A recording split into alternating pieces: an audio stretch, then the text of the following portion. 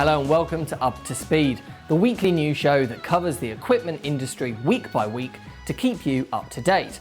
And this week has not been a quiet one. Lots to talk about, so let's get started.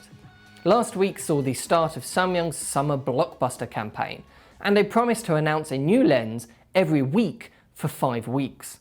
Last week this was the 135mm Xeen lens, and this week is a 50mm f1.4 full-frame prime lens with full autofocus, and it's specifically designed for Sony's E-mount cameras.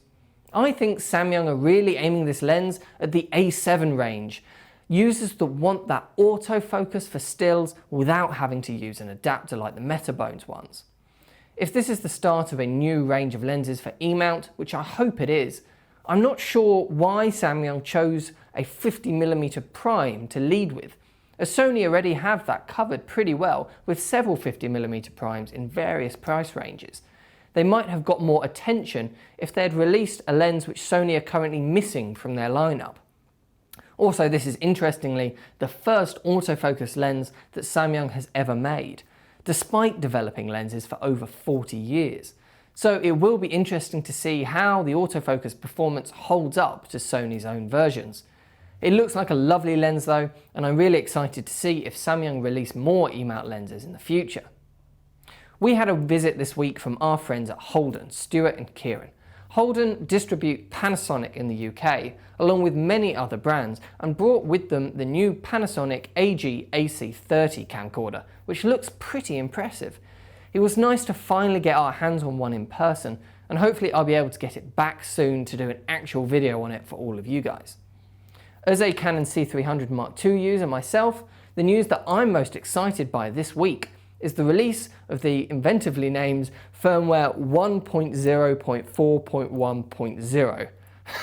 I've been waiting for this update for a while, as it adds Canon's new C-Log 3 log format, which is designed to be a middle ground between C-Log 1, which is easy to use but not that flat, and C-Log 2, which is very flat, holds lots of detail, but it can be hard to grade and a bit noisy. So for users like me who want to shoot in log and hold all that dynamic range, but aren't the most experienced at grading, C-Log 3 looks like the perfect option. I'll do some tests with it as soon as I physically can, so keep an eye on the channel if you're interested in those. Also added was magnification while recording, which really should have been there all along, but at least we have it now. And autofocus support for their CN7 17 to 120mm servo zoom, and the new 18 to 80mm cine zoom.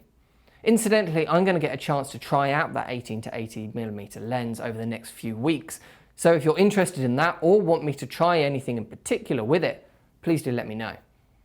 Also in the lens world, Nikkor have released what they claim is the fastest 105mm lens in the world, the Nikkor 105mm f1.4 full-frame lens.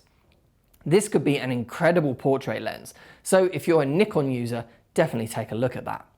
Now let's move on to Atomos, as they've released Atomos 6.6 for users of the original Shogun, the Ninja Assassin, Ninja Blade, and Samurai Blade recorders.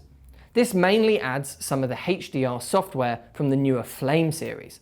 I've been using this myself on my Shogun Flame, and it's really useful for viewing log footage. I find it shows a much more accurate image, which is closer to how I will actually finally grade the image than a simple Rec 709 lookup table is.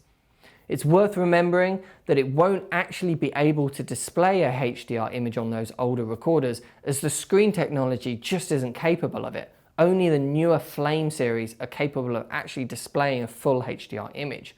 So you're just getting the software, which is basically an advanced lookup table. But as I mentioned, it's still a very useful feature to have. A perhaps more exciting release from Atomos though is the start of an open beta for Cinema DNG RAW recording. At the moment, it's only for the original Shogun, and it is very much a beta release. There is a list of known issues which you have to agree to before you actually download it. So please do be careful. Don't use it on any important shoots just yet. But if you do want to give it a try, you can now try it out via the links below. Now onto the distribution side of things, Vimeo have released a new type of account, Vimeo Business. Vimeo is already great for uploading your work to share with clients and distribute it online when finished, but Vimeo Business takes it another step further, adding the ability to add team members and collaborate together. To be honest, it looks like quite an expensive option at $599 a year, but it could develop into a must-have for video businesses if they play their cards right. As always, we have a new deal of the week here at Pro AV, and this week we're giving away a free battery with every camera available on our site. So if you buy any new camera at all from us over the next week, we'll put a free battery for it in the box before we send it out to you. I think that's a fantastic deal, and hopefully you all do too.